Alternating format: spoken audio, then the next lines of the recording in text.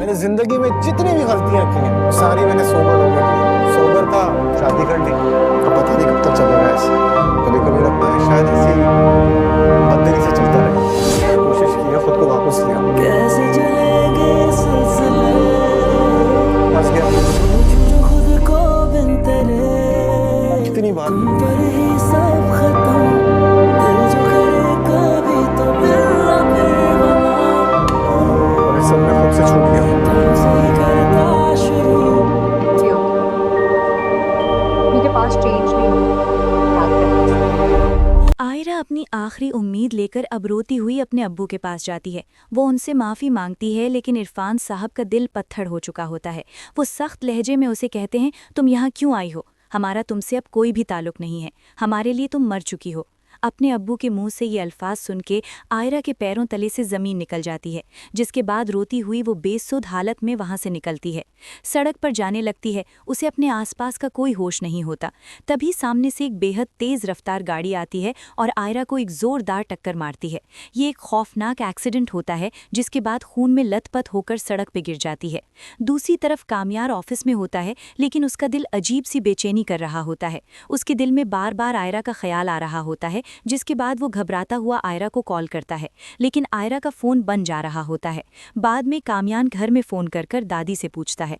दादी बताती हैं, बेटा आयरा तो सुबह ही अपने अब्बू को मनाने उनके घर गई थी। ये सुनकर शाम को सीधा मियार आयरा को लेने इरफान साहब के घर पहुंचता है। उसके बाद वो इरफान साहब से आयरा के बारे में पूछता है, जिस पर इरफान साहब कहते हैं, हाँ वो सुबह आई तो ज़रूर थी, लेकिन हमने उसे साफ कह दिया था हमारा उससे कोई रिश्ता नहीं है। वो उसी वक्त वो यहाँ से रोते हुई चली गई थी। क्या हुआ? क्या वो घर नहीं पहुंची? ये सुनने के बाद कामयार के होश उड़ जाते हैं। उसके बाद वो पागलों की तरह अपनी पावर का इस्तेमाल करता है। पुलिस और अपने दोस्तों की मदद से आयरा का पता लगवाता है। देर में लोकेशन ट्रेस होती है और पता चलता है आयरा शहर के बड़े अस्पताल में है और उसका एक्सीडेंट हुआ है। वहाँ डॉक्टर बाहर आकर बताता है उसकी हालत बहुत ही क्रिटिकल है। उसके बाद कामयार घबराता हुआ फलक को कॉल करता है, उसे सारी बात बता देता है। फलक रोते हुए भागते हुए अपने अब्बू इरफान साहब के पास जाती है और उन्हें बताती है, अब्बू आयरा का एक्सीडेंट हो गया है, वो अस्पताल में जिंदगी और मौत की जंग लड़ रही है। ये सुनकर इरफान साहब के हाथ पांव भूल जाते हैं। अपनी बेटी की ये हालत सुनकर वो खुद को रोक नहीं पाते। इसके बाद अपनी सारी जिद को भुलाकर फलक के साथ गाड़ी में बैठकर हॉस्पिटल जाते हैं। थोड़ी देर में अस्पताल में आयरा को होश आता है। वो आंखें खोलती है तो सामने अपने अब्बू को रोता हुए देखकर काफ़ी खुश हो जाती है। इसके बाद इरफान साहब आयरा का माथा चूमते हैं और रोते हुए कहते हैं, बेटी मुझे माफ़ कर दो, मैं तुम्हारी इस हालत का जिम्मेदार सिर्फ मैं ही हूँ। अगर मैं तुम्हें घर से ना निकालता तो तुम्हें ये दिन देखना ना पड़ता। जब आयरा को डिस्चार्ज मिलता है तो वहाँ सब उसे अपने साथ अपने घर ले जाते हैं। विनिश आयरा को अपने सामने देखकर खुशी से पागल हो जाती है और उसे अपने गले से लगा लेती है। लेकिन ड्रामे में अभी असली तूफान आना बाकी था। रिया को ये भनक लग जाती है कि आयरा अपने अब्बू के घर पे है। वो इस मौके का खूब गंदा फ़ायदा उठाती है।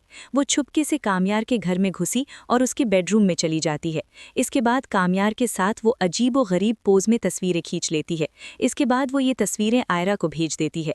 आयरा जैसे ही अपने मोबाइल पे फरिया और कामयार की अपने बेडरूम की वो तस्वीरें देखती है, इसके बाद आयरा के तो जैसे रोंगटे ही खड़े हो जाते हैं। उसके बाद आयरा का सब्र बिल्कुल ही टूट जाता है। फिर रोते हुए वो अपने अब्बू के पास जाती है और उनसे कहती है, वो आप बिल्कुल ठीक कहते थे, कामयार एक अच्छा इंसान नहीं है, वो मेरे पीठ पीछे मुझे धोखा दे रहा है। मैंने ये फैसला कर लिया, मैं उसे खुला ले लूंगी। उधर दादी कामयार के घर में काफ़ी परेशान होती है। कामयार से कहती है, कामयार बेटा आयरा के बिना ये घर बिल्कुल सूना सूना लग रहा है, तुम जाओ और मेरी आयरा को वापस ले आओ। कामयार दादी की बात मानकर इरफान साहब के घर पहुंचता ही है, लेकिन फिर वहां जाकर उसके पैरों तली से ज़मीन खिसक जाती है। तब पता चलता है कि आयरा हमेशा के लिए ऑस्ट्रेलिया जा रही है और वो अपने अब्बू के साथ एयरपोर्ट की तरफ निकल चुकी है। इसके बाद कामयार अपनी गाड़ी हवा की रफ्तार से एयरपोर्ट की तरफ भगाता है। भागता हुआ एयरपोर्ट के अंदर जाता है और भीड़ में आयरा को ढूंढ लेता है। इसके बाद वो दौड़ता हुआ आयरा का हाथ पकड़ लेता है। इरफान साहब आयरा को देखते ही आग बबूला हो जाते हैं। इसके बाद वो चीखते हुए कहते हैं, तुम मेरी बेटी को धोखा दे रहे हो, उसे लड़कियों के साथ चक्कर चला रहे हो और यहाँ ड्रामा कर रहे हो। इसके बाद आयरा फौरन अपना मोबाइल निकालती है और वहीं कामयार के मुंह पे मारती है। क्या है कामयार, तस्वीरें देखकर कामयार हैरान रह जाता है। इसके बाद कामयार आयरा की आंखों में आंखें डालकर कहता है, आयरा ये सब कुछ फेक है और फरिया ने मुझसे तुमसे दूर करने के लिए ये चाल चली गई। मैं तुम्हारी कसम खाता हूँ मैंने ऐसा कुछ भी नहीं किया। तुम ये अच्छे से जानती हो कि मैं तुम्हारी झूठी कसम कभी भी नहीं खाऊंगा। कामयार की आंखों में अपनी सच्चाई और कसम सुनकर आयरा का दिल पिघल जाता है। वो उसकी बातों पर यकीन कर लेती है क्योंकि वो जानती है कामयार उससे कितनी बेपनाह मोहब्बत करता है। जिसके बाद आयरा कामयार को माफ़ कर देती है और अपनी ऑस्ट्रेलिया की फ़्लाइट छोड़कर खुशी खुशी कामयार के साथ उसके घर आ जाती है। इरफान साहब भी ये देखकर मुस्कुरा देते हैं। आयरा घर पहुंचती है तो दादी बहुत ज़्यादा खुश होती है।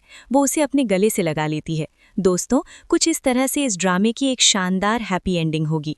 अगर आप कामयार और आयरा का बच्चा देखना चाहते हैं और जानना चाहते हैं आखिर क्या होगा, तो हमारी नेक्स्ट प्रेडिक्शन का इंतज़ार करें।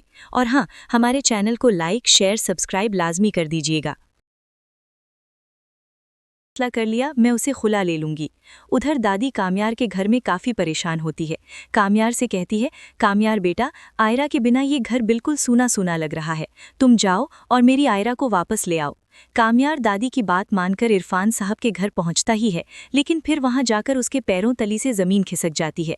तब पता चलता है कि आयरा हमेशा के लिए ऑस्ट्रेलिया जा रही है और वो अपने अब्बू के साथ एयरपोर्ट की तरफ निकल चुकी है। इसके बाद कामयार अपनी गाड़ी हवा की रफ्तार से एयरपोर्ट की तरफ भगाता है। भागता हुआ एयरपोर्ट के अंदर जाता है और भीड़ में आयरा को ढूंढ लेता है। इसके बाद वो दौड़ता हुआ आयरा का हाथ पकड़ लेता है। इरफान साहब आयरा को देखते ही आग बबूला हो जाते हैं। इसके बाद वो चीखते हुए कहते हैं, तुम मेरी बेटी को धोखा दे रहे हो, उसे लड़कियों के साथ चक्कर चला रहे हो और यहाँ ड्रामा कर रहे हो। इसके बाद आयरा फौरन अपना मोबाइल निकालती है और वहीं कामयार के मुंह पे मारती है। क्या है कामयार? तस्वीरें देखकर कामयार हैरान रह जाता है। इसके बाद कामयार आयरा की आंखों में आंखें डालकर कहता है, आयरा ये सब कुछ फेक है और फरिया ने मुझसे तुमसे दूर करने के लिए ये चाल चली गई। मैं तुम्हारी कसम खाता हूँ मैंने ऐसा कुछ भी नहीं किया। तुम ये अच्छे से जानती हो कि मैं तुम्हारी झूठी कसम कभी भी नहीं खाऊंगा। कामयार की आंखों में अपनी सच्चाई और कसम सुनकर आयरा का दिल पिघल जाता है। वो उसकी बातों पर यकीन कर लेती है क्योंकि वो जानती है कामयार उससे कितनी बेपनाह मोहब्बत करता है। जिसके बाद आयरा कामयार को माफ़ कर देती है और अपनी ऑस्ट्रेलिया की फ़्लाइट छोड़कर खुशी खुशी कामयार के साथ उसके घर आ जाती है। इरफान साहब भी ये देखकर मुस्कुरा देते हैं। आयरा घर पहुंचती है तो दादी बहुत ज़्यादा खुश होती है। वो उसे अपने गले से लगा लेती है। दोस्तों, कुछ इस तरह से इस ड्रामे की एक शानदार हैप्पी एंडिंग होगी। अगर आप कामयार और आयरा का बच्चा देखना चाहते हैं और जानना चाहते हैं आखिर क्या होगा, तो हमारी नेक्स्ट प्रेडिक्शन का इंतज़ार करें। और हाँ, हमारे चैनल को लाइक, शेयर, सब्सक्राइब लाजमी कर दीजिएगा। फैसला कर लिया, मैं उसे खुला ले लूंगी। उधर दादी कामयार के घर में काफ़ी परेशान होती है। कामयार से कहती है, कामयार बेटा, आयरा के बिना ये घर बिल्कुल सूना सूना लग रहा है। तुम जाओ और मेरी आयरा को वापस ले आओ। कामयार दादी की बात मानकर इरफान साहब के घर पहुंचता ही है, लेकिन फिर वहां जाकर उसके पैरों तली से ज़मीन खिसक जाती है। तब पता चलता है कि आयरा हमेशा के लिए ऑस्ट्रेलिया जा रही है और वो अपने अब्बू के साथ एयरपोर्ट की तरफ निकल चुकी है। इसके बाद कामयार अपनी गाड़ी हवा की रफ्तार से एयरपोर्ट की तरफ भगाता है।